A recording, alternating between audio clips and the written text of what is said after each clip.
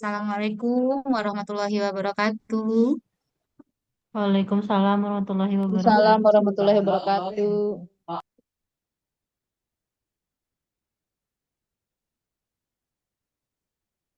Apa kabar teman-teman? Alhamdulillah baik, Bu. Alhamdulillah Ibu. Alhamdulillah, Bu. Alhamdulillah. Alhamdulillah sehat, Bu. Bagaimana situasi di tempat masing-masing? Alhamdulillah sehat. Hujan? Panas, Tidak, Bu. Bu. Panas? Mendung, Bu. Mendung ya. Baiklah.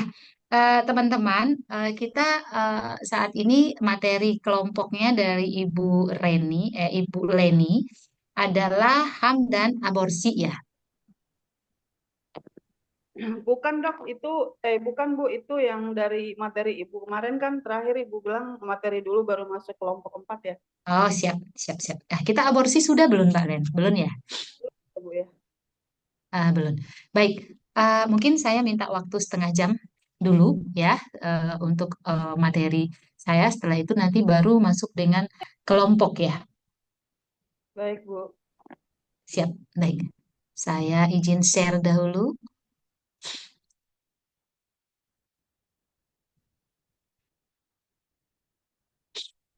Terlihat teman-teman?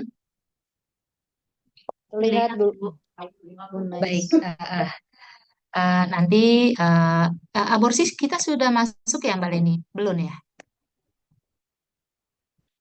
Dari saya. Belum Ibu. Oh, belum. Ya udah. Kita dengan HAM dulu ya. Baik, ini singkat saja nanti pasti teman-teman punya yang lebih lengkap. Izin, terlihat ya teman-teman? Terlihat, Bu. Baik, terima kasih. Kita mulai ya teman-teman. Kita masuk dengan hak asasi manusia dan kesehatan. Jika boleh ya, apakah ada dari teman-teman yang bisa menyampaikan terlebih dahulu apa itu hak asasi manusia? Random saja, tidak spesifikasi kepada dunia kesehatan. Silakan secara umum. Jika ada yang bisa bantu, monggo. Yang dikatakan dengan hak asasi manusia itu adalah apa? Silakan.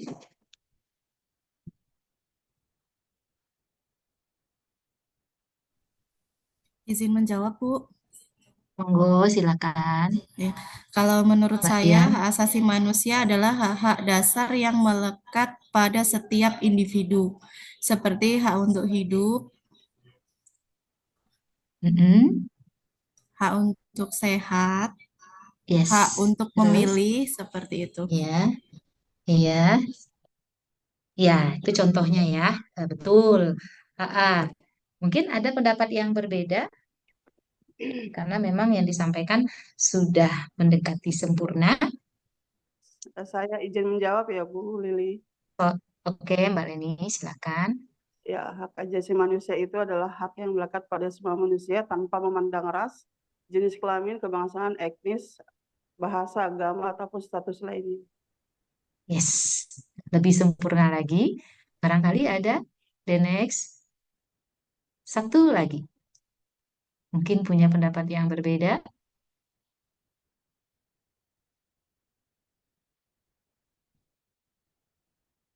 Izin menjawab, Ibu. Silakan, Mbak Ajit. Hak asasi manusia adalah untuk melindungi orang dari kekerasan dan berkesewenang-wenangannya. Terima Yes. kasih. Terima kasih, Mbak Ajit. Sih, ya.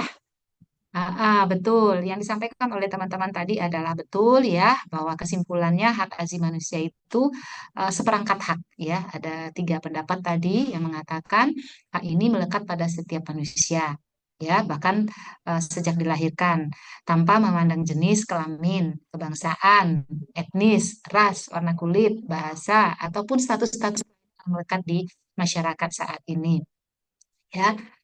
Terus bahkan teman-teman di beberapa lokasi, di beberapa instansi, NGO ya, lembaga-lembaga sipil masyarakat lainnya, hak asasi manusia ini saat ini bukan sejak lahir aja, bahkan sampai sudah dimulai dari kandungan.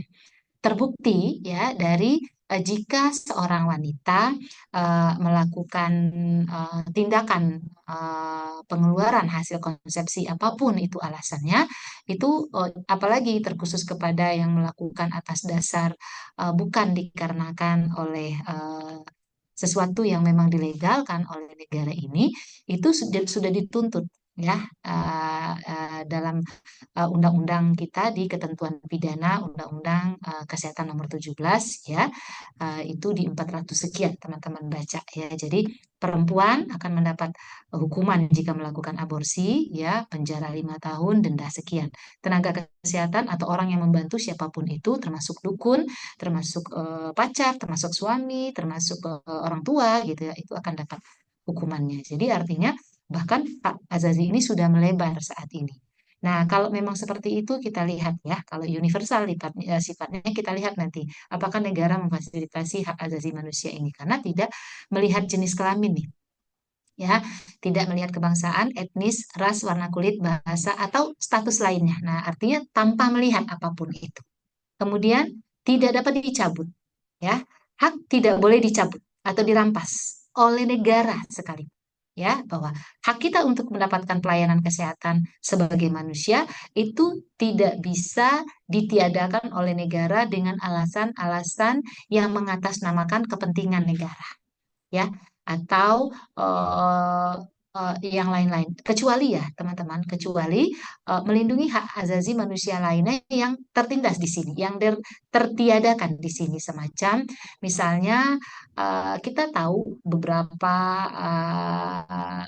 bulan terakhir ini, bahkan tahun ini, tahun 2023 itu tinggi sekali ya, yang kasus-kasus yang viral bahwa korban-korban kekerasan baik yang terjadi kepada anak, perempuan dan laki-laki ya, dan lansia dan disabilitas itu berakhir dengan pembunuhan ya, sehingga baik yang dilakukan itu oleh siapapun itu ya, termasuk keluarga ya, bapaknya, ibunya gitu ya, mertuanya, saudaranya, pamannya dan lain-lain gitu ya. Nah, itu biasanya jika berakhir dengan pembunuhan dan lain-lain ya, itu tuntutannya akan semakin berat ya, semacam kasus yang kemarin saya pernah bilang barangkali di kelas ini, di Sumatera Barat ya, penjual anak-anak remaja, penjual gorengan ya diperkosa, kemudian setelah diperkosa dibunuh ya,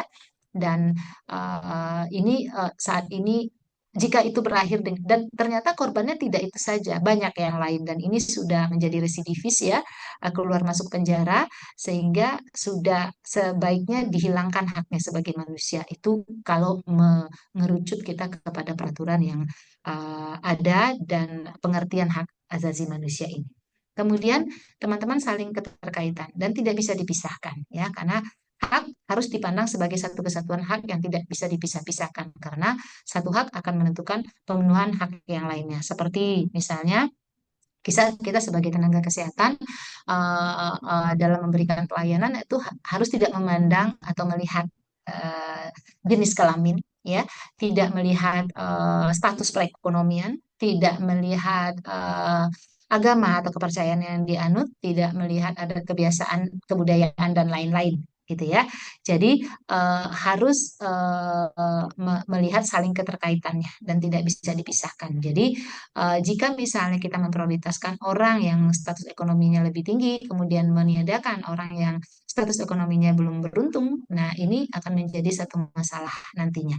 Jadi harus memprioritaskan sesuatu sesuai dengan hak asasi manusia tersebut. Tentu saja harus ada standar yang mengatur, peraturan yang mengatur ya.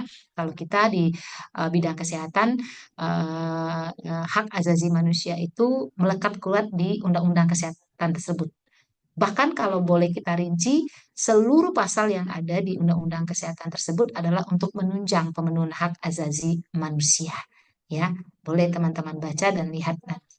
Kemudian hak asasi manusia itu mencakup hampir seluruh bidang ya, kehidupan yang ada di manusia tersebut, mulai dari hak yang paling mendasar, hak atas hidup hingga hak-hak lainnya yang mendasar bagi manusia untuk bisa mendapatkan hidup secara bermakna dan bermartabat. Nah, secara umum, teman-teman, hak asasi manusia dibagi ke dalam dua kategori. Ya, hak dasar yaitu hak sipil dan hak politik, biasanya disingkat dengan SIPOL, dan hak-hak ekonomi, sosial dan budaya biasanya disingkat dengan ECOSOC. Nah, apa aja hak sipil, politik, dan sipol ini, teman-teman? Ini dia rangkumannya. Ya, hak hidup, hak tidak disiksa atau dihukum atau diperlakukan secara merendahkan dan tidak manusiawi, ya, hak untuk diakui dan diperlakukan secara setara di muka umum, hak untuk tidak dihukum atas perbuatan yang bukan diatur sebagai tindakan pidana. Artinya, kita tidak bisa dihukum tanpa melihat peraturan dan perundangan yang berlaku. Jadi kita tidak bisa dihukum atas perbuatan yang memang tidak membuat seseorang tidak senang, gitu ya. Jadi misalnya seseorang merasa tidak nyaman, kebetulan seseorang ini adalah seorang pejabat, kebetulan seseorang ini adalah seorang yang punya pengaruh, kemudian atas ketidaknyamanannya, atas ketidaksenangannya, gitu, kita dihukum nih untuk itu, ya, dan bahkan dipidana untuk itu. Ini tidak bisa, ya, karena kalau kita melakukan sebuah pelanggaran, kalau di kesehatan apakah administrasi, perdata, dan pidana, dan buktinya kuat, baru kita bisa menerima. Jika tidak, kalau didasarkan atas apa namanya kepentingan pribadi, tentu ini kita berhak untuk berjuang, ya, dan dilindungi oleh negara. Hak atas privasi serta kebebasan dan keamanan bagi dirinya. Hak atas kebebasan berpikir, beragama, dan berkeyakinan. Ya, di kita Indonesia kita bebas, ya, menentukan apa yang terbaik untuk kita dan itu hak kita. Tetapi kadang kita di Indonesia ini adatnya ketimuran, masih kadang-kadang keputusan seorang anak masih tergantung kepada orang tua, keputusan orang tua masih tergantung kepada keputusan lingkungan dan adat istiadat, kebudayaan, agama, dan lain-lain. Itu dibebaskan untuk kita memilih. Sehingga kita punya beragam agama, beragam keyakinan, beragam budaya, adat istiadat, dan lain-lain.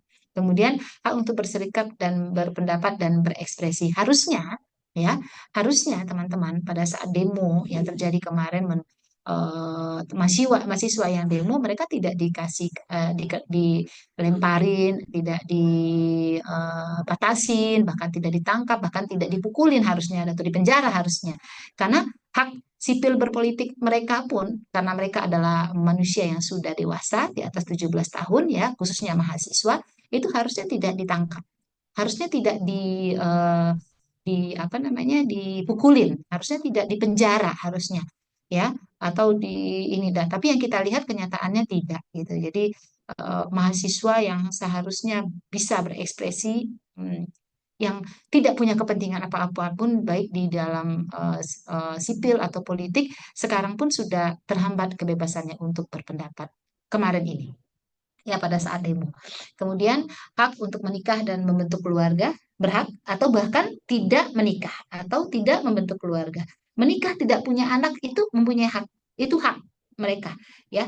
Kasusnya Lina Nose dan Selegram yang dibully oleh netizen, mengatakan bahwa mereka tidak punya anak, tidak berkeinginan menikah dan mempunyai anak, ternyata dibully habis-habisan oleh netizen. Sebenarnya itu hak mereka, berhak untuk mengatakan hal itu, ya. Karena kalau mereka punya pandangan sendiri dan tidak mengganggu siapapun, tidak merusak struktur apapun, ya, kenapa tidak, gitu. Tapi dalam hal ini netizen Indonesia kan kreatif, ya, macam aja kasusnya yang dipermasalahkan. Kemudian hak memilih dan dipilih dan ikut dalam urusan publik. Kemudian kita masuk kepada hak ekonomi, sosial, budaya, dan atau disebut dengan ECOSOC, ya. Di Undang-Undang 45 itu diatur bahwa kita sebagai warga negara Indonesia berhak untuk mendapatkan pekerjaan yang layak. Tapi pada kenyataannya teman-teman, pekerjaan tersebut sekarang susah. Yang layak itu susah. Kita aja sebagai tenaga kesehatan, ya, agak miris, ya, teman-teman di luar sana. eh, Adik-adik kita, gitu, ya, bahkan kita juga yang bukan ASN misalnya, itu kadang-kadang digaji di luar sana itu tidak sesuai dengan standar.